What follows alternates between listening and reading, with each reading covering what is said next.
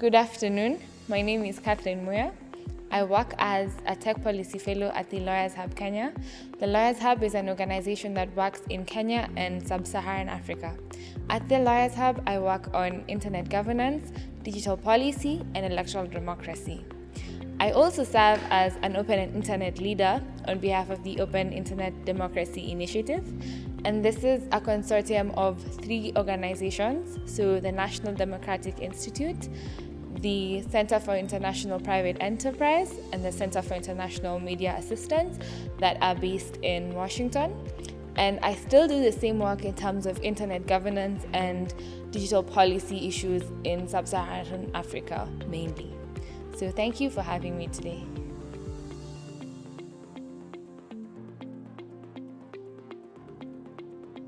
Well, thank you for this question. So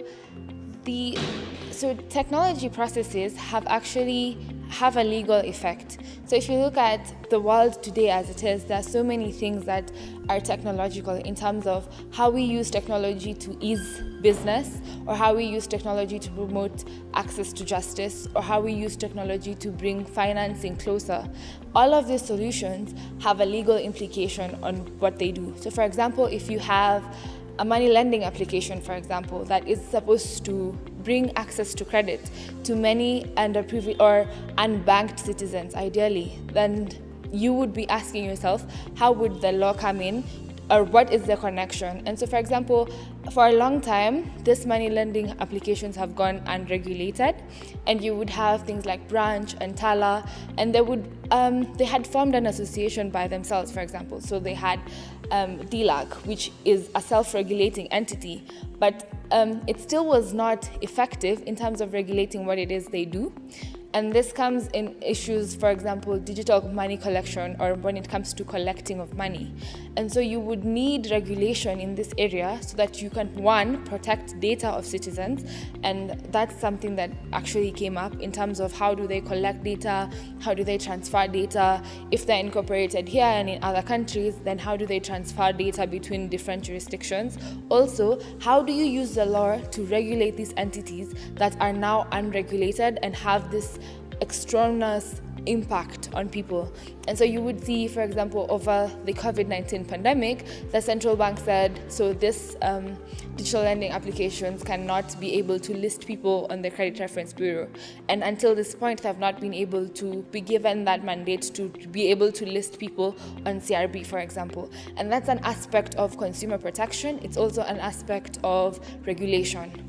And so you would have many things that are many technological innovations, and you would be asking yourself, what is the legal implication, or what ethical and legal issues arise from those technologies that now affect how you regulate them. So you could have something like Facebook, for example, that has so many users. And if you look at the recent elections in the US, there were so many things about how to regulate disinformation or how to regulate misinformation. And you don't even have to look at that only. You can also look at the coronavirus pandemic, for example, and ask yourself, what are the false things that you had, and what is the platform responsibility when it comes to things like this, and when it comes to technological innovations. And so I think for me, you cannot differentiate the two. Like, one has an effect, a social impact that will affect the other. And I think that there are so many examples I could give on this question.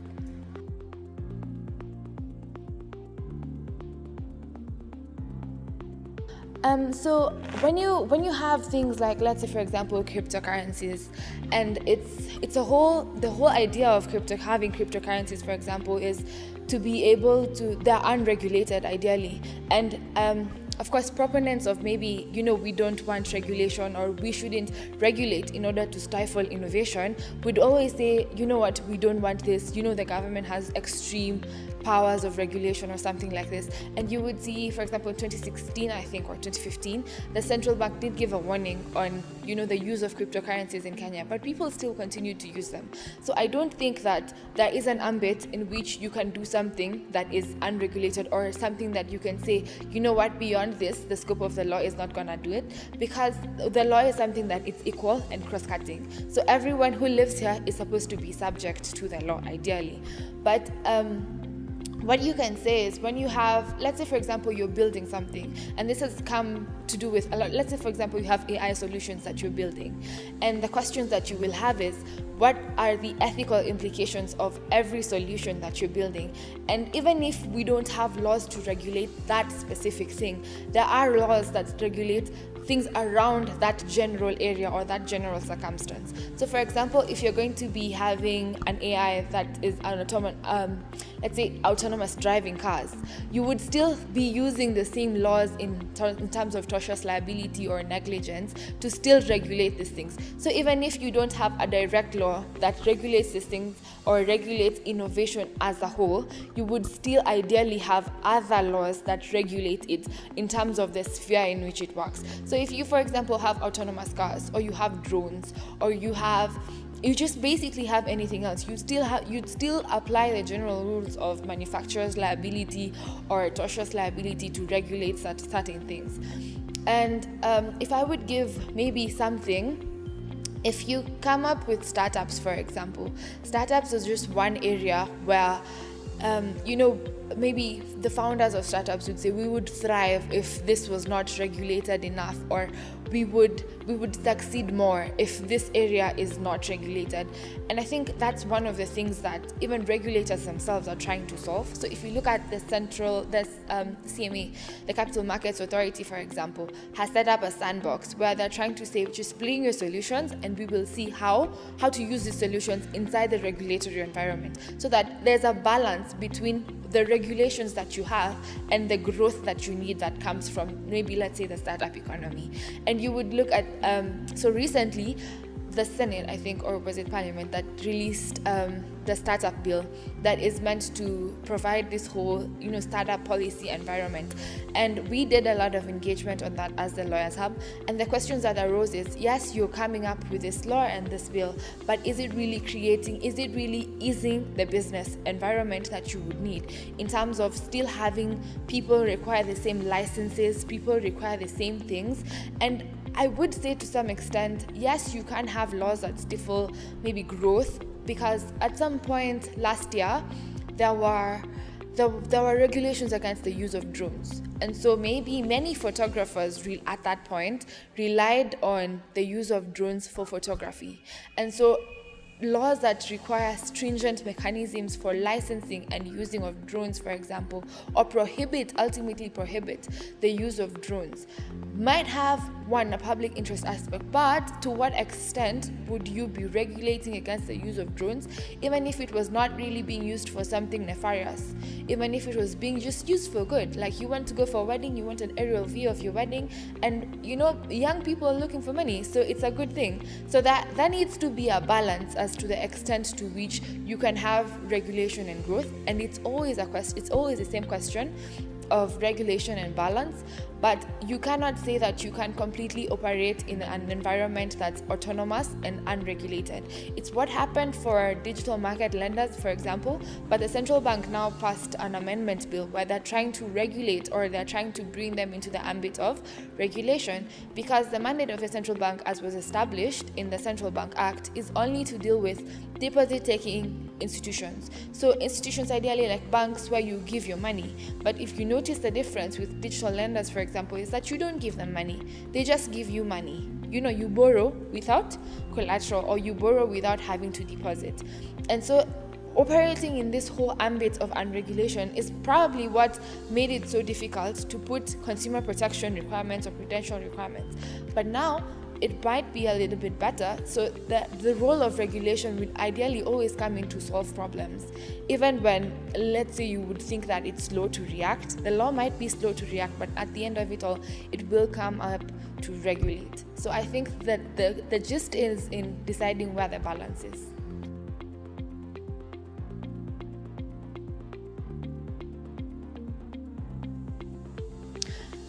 So emerging issues in the law.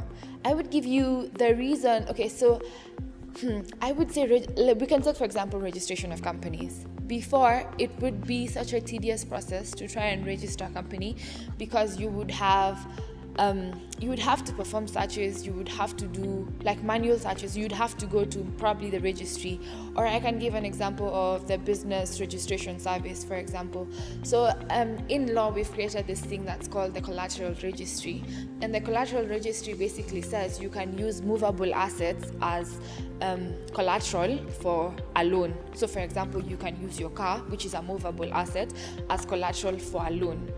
And now before, you would need to register this chattel agreement, or this agreement, the registration of the agreement itself at Sharia House, and you would have to go and do the search there, but the search would probably be manual and record, and the whole record, you get like the whole record thing, and you'd have to, some agreements, they vary based on what it is let's say you're putting up for collateral, and so it would be, some are big, some are small, but you still have to go through the entire registry. So what they did is the law and IT merged, so that now you have a digital registry where you register the notice now, as opposed to registering the agreement, and you just go to the registry to look for that, and you get the information in small bits and pieces of what's really important. So you'd either just get the information of, is this car being used as collateral somewhere else, and that search becomes really easy, and it's a function and a process of the law that has been made extremely simple by that one aspect of technology, for example.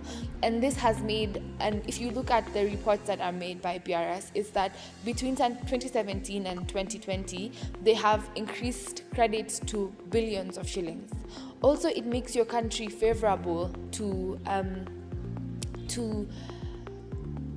investment, because people would be looking at the ease of doing business in your area, and they'd be saying, you know what, it's easier to do business in this country because, one, it's easier to register a company. The registration of companies and other processes are done online. If you look at the land registry, they're trying to digitize as much, and so you'd find many legal processes have to be digitized, for example, and this would directly impact on the turnaround time that you take as a lawyer to do these things.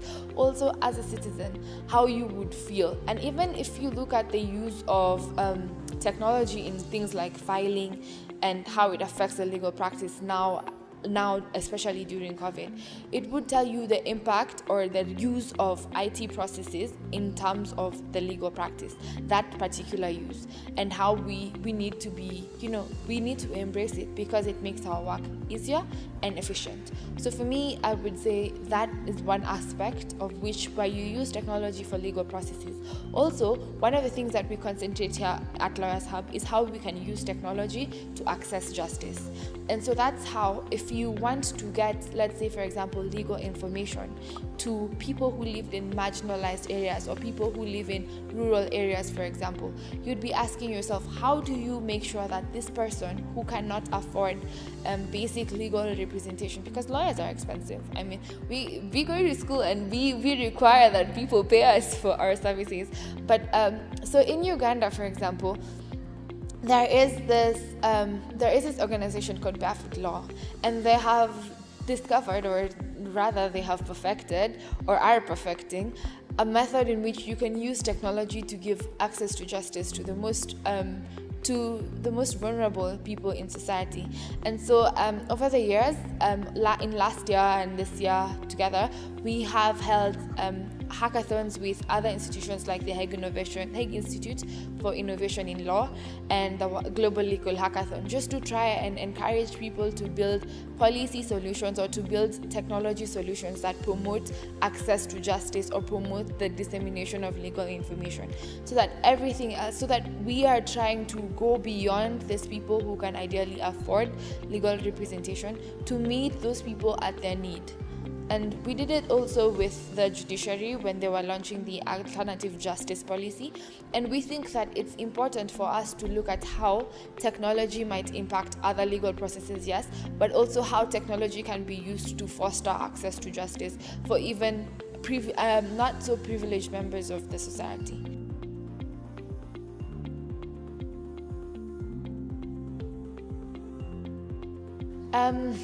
So opportunities. I would say one is recent data protection. I feel like people throw it around a lot, but so we have a Data Protection Act, and the Parliament already approved the nomination of a data protection commissioner, and so that was heavily reliant on having this commissioner to operationalize what is in the law and sort of enforce the law that we have now. But you would see there are many opportunities for employment, I think, that are presented by this act, even on the face of it, because it says some companies that have enormous amount of processing activities would require to have a data protection officer, for example. And this would be the work of the data protection officer is to conduct data protection audits and check if your data processing activities comply to the act. Are you giving your users their rights? How are you respecting their data rights? How are you dealing with access to information requests? How are you dealing with data portability requests? And I think that this is a potential area in which lawyers can practice. Also, I would think that there are many avenues for policy in which lawyers practice as well. And so you would have emerging technologies like artificial intelligence, and how you would actually, so it would not, the opportunities that lie there in terms of policy are actually profound, because not many people understand the impact of AI, and you would think about AI as something that's really foreign or something that is still yet to be developed. But the emerging issues and policies around AI are, for example, when you're using Instagram, there are these things that give you recommendations, that learn about what things you like, and they recommend these things to you. Or on YouTube, you have all these filter bubbles that just filter what you want to see and give you what you want. Or on a search engine, all these things that bring up what you want. And all these things have a legal implication. So in terms of AI and human rights, is an area of practice that I would encourage people to explore, because it's one where organizations around the world are trying to come up with. And another area would also be, in terms of technology and human rights, would be how do you use technology for human rights? And in this area of practice, one thing I found fascinating was in the recent election. So the president-elect, the Biden-Harris campaign, had this campaign about online violence against women. So they had a whole agenda on how they're dealing with violence against women. But then they also had this particular topic in which they're dealing with online violence against women. And the idea is to set up this national task force that's going to look at the violence that happens online, cyberbullying, cyber harassment, and all these things, and how it promotes extremism, and how do we hold platforms accountable. And so that's one area in which you need to look at. So I would assume that as a policy expert or someone who's trying to, even research on this work, you would want to understand how do these things actually happen? What is the intersectionality of even maybe the people who are susceptible to abuse or something like this? Another area would still be competition in the digital age. So I moderated a panel earlier this year on competition in the digital age, and it's funny because the larger tech companies, even in the US, are now subject to competition proceedings within them, where the regulators are trying to check how do we manage competition in this digital world. How do we say that, for example, when you have a search engine, what makes you choose what entity goes to the top and what search result doesn't go to the top? And I think that it's important for us to interrogate these issues, because all the things that we learn and we practice offline, we can practice online. We don't even need emerging areas of practice, but we need to check how are the areas of practice that we're doing now being affected by technology or being affected by anything else.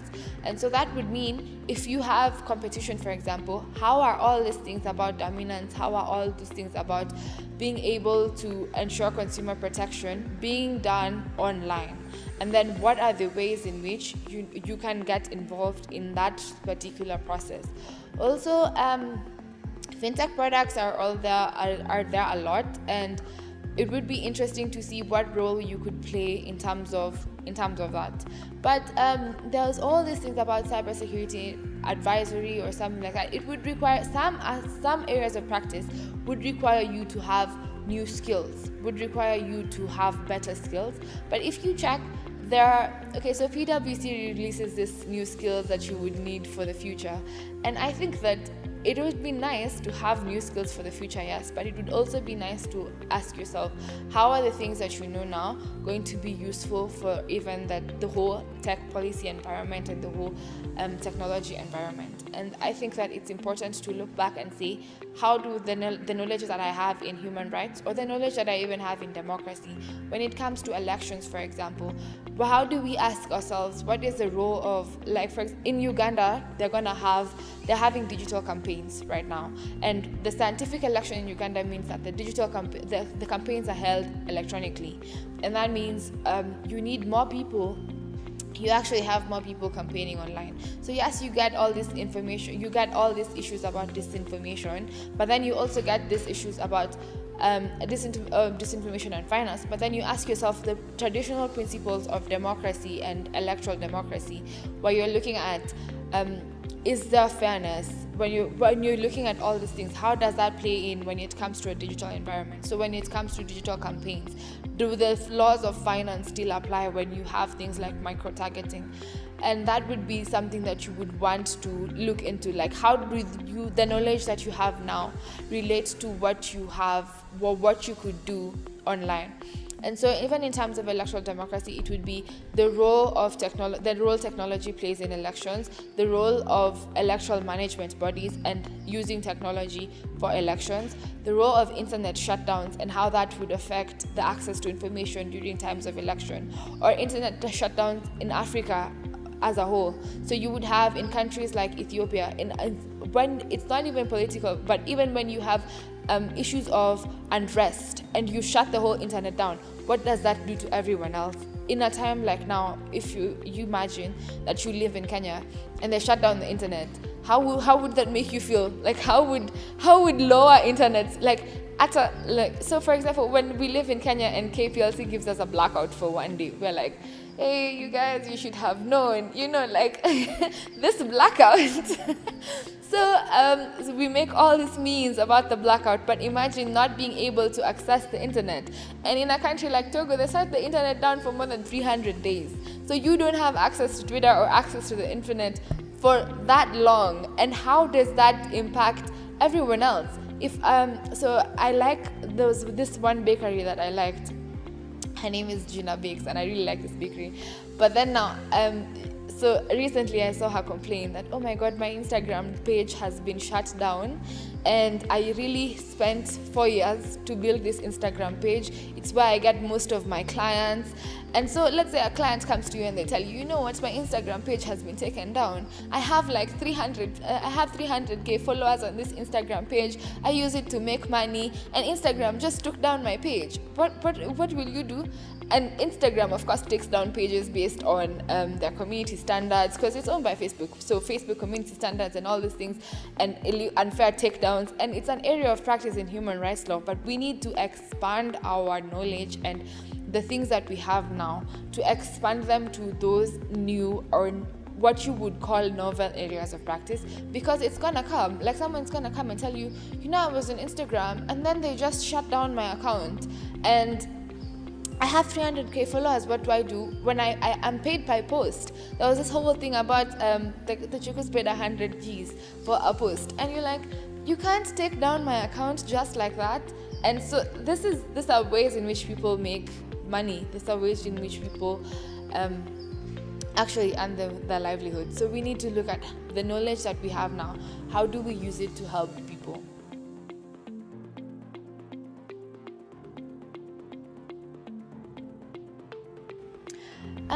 Yeah, I would say so. So when you say changing dynamics, do you mean like how I would assume you mean how the law is changing in terms of technology. And I would say one is COVID-19. Even if maybe people were skeptical about technology and all these things, I think that COVID-19 has accelerated that for everyone. And so if you have things like, we would probably need to check how has technology impacted traditional things like professional ethics. And so one of the things that you learn as a lawyer is this duty of confidentiality. It's why people think that if you tell a lawyer something, they can't reveal your secrets. And so there was this interesting thing that happened during COVID-19. So there was an increase in amount of cyber risks and cyber security incidences that was reported. And there's this one firm that, imagine you're a law firm and you're defending or you're representing a celebrity. And so you have confidential information about this celebrity within your possession. And you have duties to make sure that you keep this information confidential. And you get attacked, like your computers are hacked or something, the computers are hacked. And so let's say you have a ransomware attack. That means that people hold the files that you have at ransom, and they say you have to pay us so that we can give you access to your information. And if you don't pay, then we release the information and it becomes public. So how does that affect your legal practice? Like people will be so skeptical, like, no, this one. So imagine you're a company, and it might be the difference between privileged information, confidential information. So imagine you're a company, you're doing you have all these things that you're doing about due diligence in mergers and acquisitions. Maybe let's say there's even 2 companies that are merging, or 2 companies that are in the process of merging, and one is in the possession of, confidential material or even confidential trade secrets, and you get hacked and it becomes public, and your whole business value or your whole, what was the whole premise of your business now is public domain, and you can't change that. So there are potential risks that, as the legal practice, even as we adopt technology, we need to be aware. And it's not enough to just say that you have a duty to have cybersecurity in your law firm. You can't just take it at face value and say this is what we have. You really have to go forth and show what are the steps that you're doing. Do you, for example, this is your organization, this is your law firm, are you training your staff? Like, this is what you're supposed to do in case, this is what you're supposed to do. You are supposed to have, are you buying antiviruses, for example? The most basic things. Like, we have bought antiviruses, we've told them if their software is up to date, we have told them to update. We have paid this for you so that you can know that you're required to update this. We have set up this Wi-Fi that is only supposed to be used for us. We have told staff not to use public Wi-Fi or access public Wi-Fi with company material or something like that. We have identified a firm that in case we have a cybersecurity risk today, we will say this is the first person that we go to, or we have a mitigation plan of how we are going to respond to these incidents. We check our case management software and everything else, because we think that it's not important until it actually happens. And I would give an example. So the National Cybersecurity Incident Response Team is housed by the Communication Authority, and they deal a lot with cybersecurity responses, and they had posted, and they give a lot of bits and pieces of information of what this is and what is cybersecurity. And I don't know how many people actually just take the time to go and check what they have, but I think that this would be a nice platform for me to just give out this information, and you would just check, because sometimes it's just one page of telling you, for example, I don't remember the word they used, but it's something like sectionist or something. So it's where somebody sends you an email and tells you, we have recorded you doing something, or we have these photos of you, and then when you click on the link, they actually don't, but when you click on the link is now when you insert malware inside your own computer. And so I think it's just basic things, in terms of when you're saying we are adopting case management software so that we can have electronic management software, we're adopting all these technological processes within our firm to help us improve our practice. We need to remember we still have ethical duties. What steps are we taking to ensure that all our processes and all our responsibilities are still being discharged? So the example that I was gonna give was there's this organization that houses a lot of information about travelers, and they were hacked. So a lot of people have their information, so they were hacked, and it's bookings that were done, maybe let's say on booking.com or Amadeus, like the flight ticketing thing. So it probably has information to do with your credit card information, your name, and these are, how you pay with things online. They're like, what's your CVV? Just pay and book. So if things like this get out, then it's obviously impactful detrimentally. So I think that, we need to embrace the fact that technology does change the legal practice, yes, but that just means that we also get more duties to ensure that the ethical standards that we were held to before are still the same that we have now. But in terms of how else technology has changed legal practice, I would say electronic hearings, I would say dispute resolution, how it has also lessened, like for example, if you had to make a witness travel for so long so that they can come to court to testify, they don't have to do that anymore. And that's something good, that's something positive. E-filing is something positive. But also just to check, like, what are the other things that we're doing, like the reverse.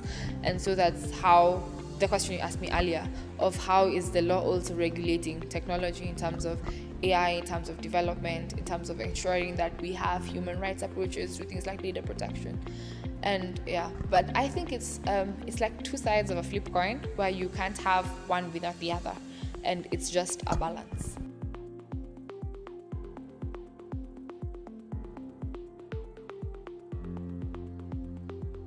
To my recollection, I can't really pinpoint one specific thing, but I can say the fact that there isn't doesn't mean that it's not there. So when you have things like, let's say the Constitution puts an obligation on the state to ensure there's access to information and stuff like this, and how do you do that?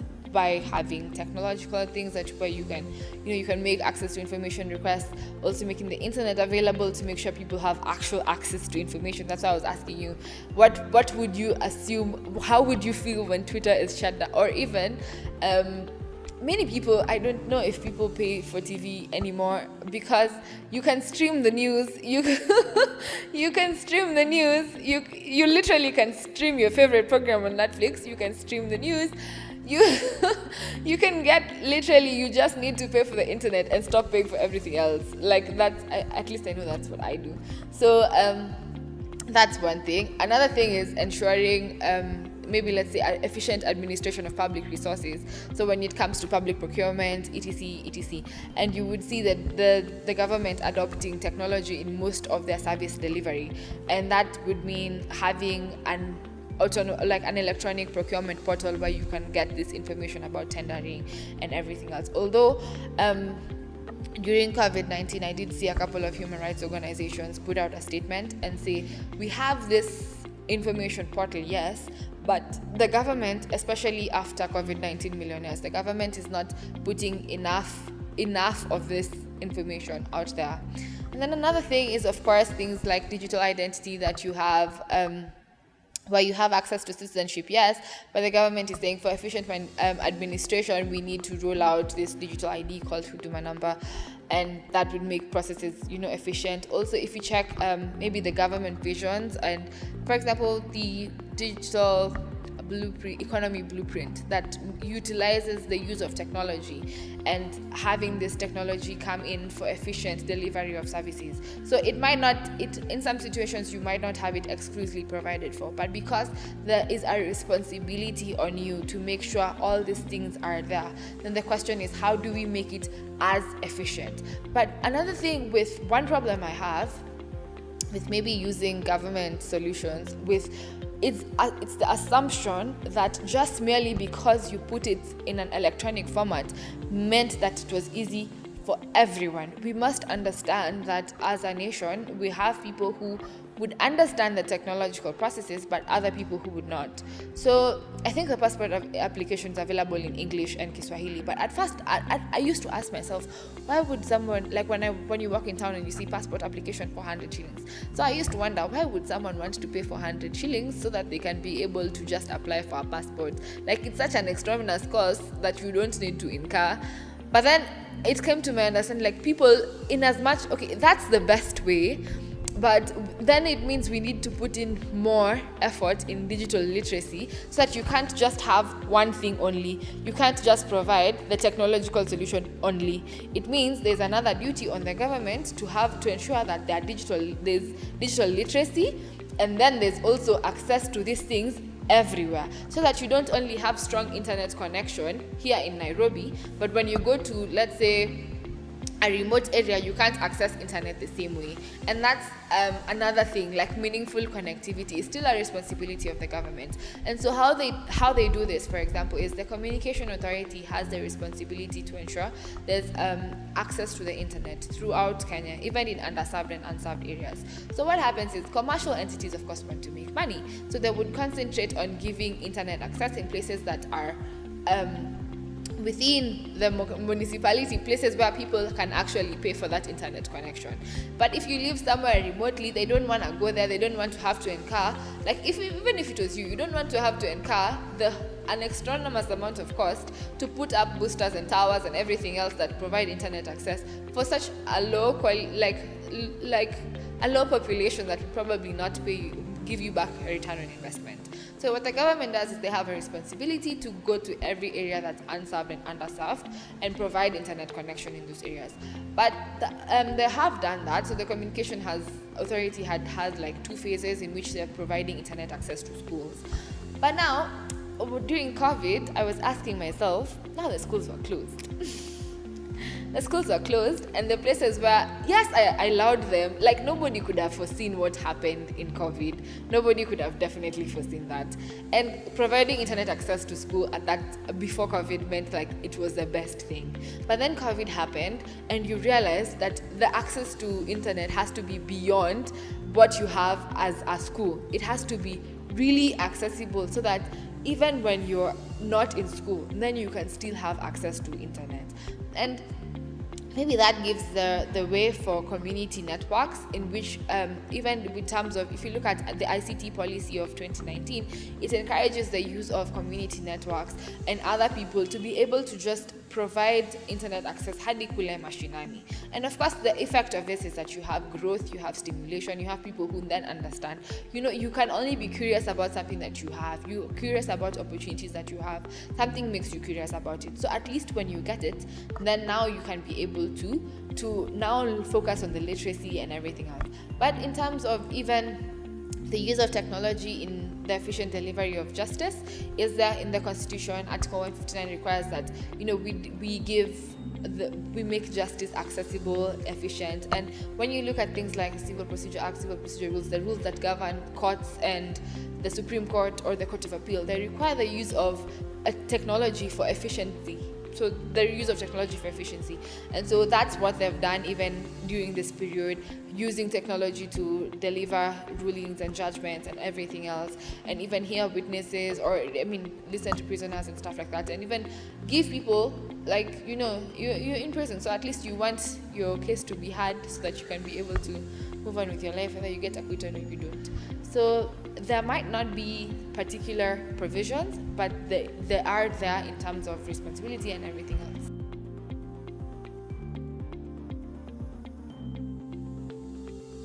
Oh, well, the Lawyers Hub was not created not so long ago, so it apparently might be four years. But it was founded by a phenomenal lady called Linda. Her name is Linda Bonyo.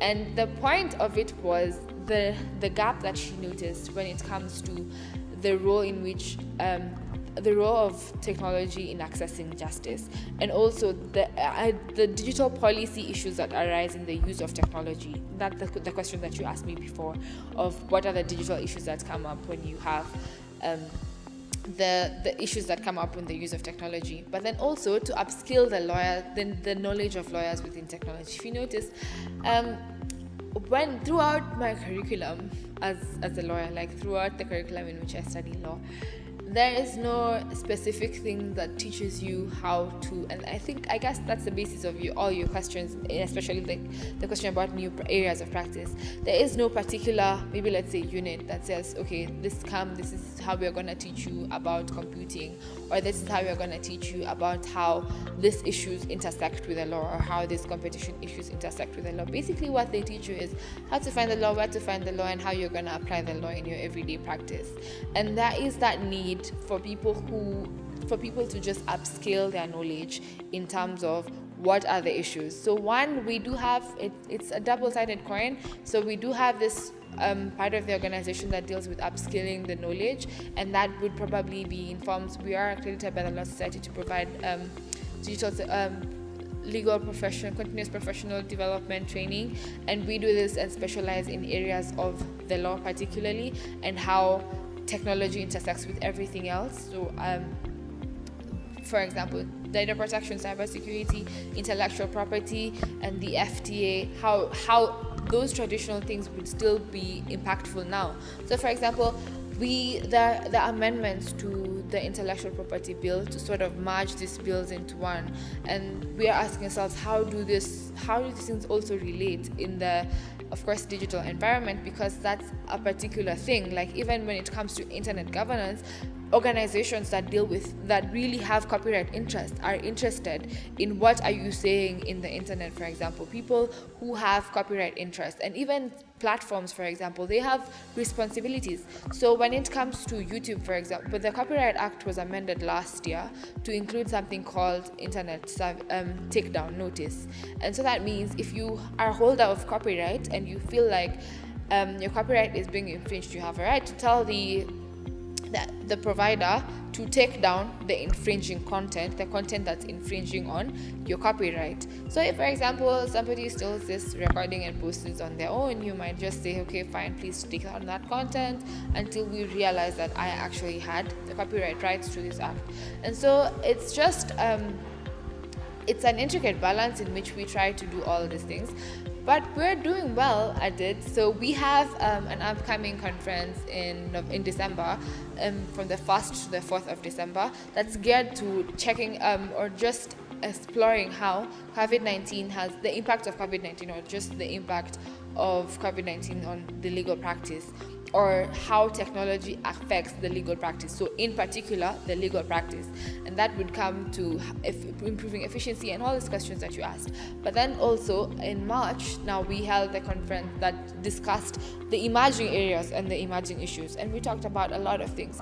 We talked about misinformation, electoral democracy and technology, and how all these things happen, the use of elections by electoral management bodies like IEBC, also the use of elections by people, political parties, and everyone else, and then how procurement laws might also interplay with all this procurement of technologies. Even when it comes, if you remember, when we were holding elections, there were all these things about procurement of KIMS kits, and who actually procures them, who gets access to them, and all these things.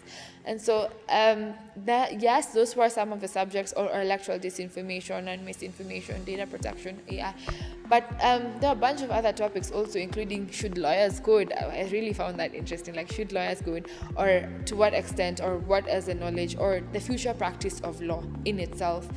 And I think that you can check out our website, you can check out our YouTube page, and it will provide more information about the Lawyers Hub. Or you can register for the conference as well.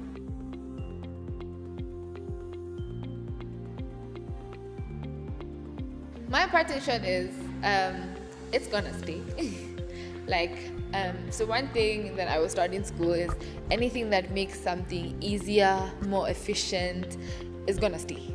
Like anything, people would always pick something that makes things efficient, that makes things easier. And if you look at the government, they know that it's gonna stay because they're really hell-bent on digital taxation. And so they really want to, get, because another thing I didn't mention when you asked me, you told me this happened. Another thing I didn't mention when you asked me about the impact or the changes that have come with this whole technology and law thing is if you check in the area of economy and also check in the area of taxation. So what used to happen previously is like when a foreign company wanted to operate in Kenya, and this is not really a parting shot, but anyway, when a foreign company used to operate in Kenya, they would have to be physically established here. And so there were rules on the Nexus was, are you physically resident? And that would mean that you're incorporated here, you have physical presence, and we can be able to tax you. But then you have companies that are deriving value and revenue from here. Like for example, you have Netflix subscription, like you pay for Netflix, but then you pay for Netflix that's in another country and you live here. So you just CVV and then you pay in another country, but you live here. And Cate is saying, listen, you're deriving money and you're deriving revenue from here. You need to pay taxes just like anyone else would if they were resident here. And so those are, of course, issues that are emerging areas of practice and things that will stay.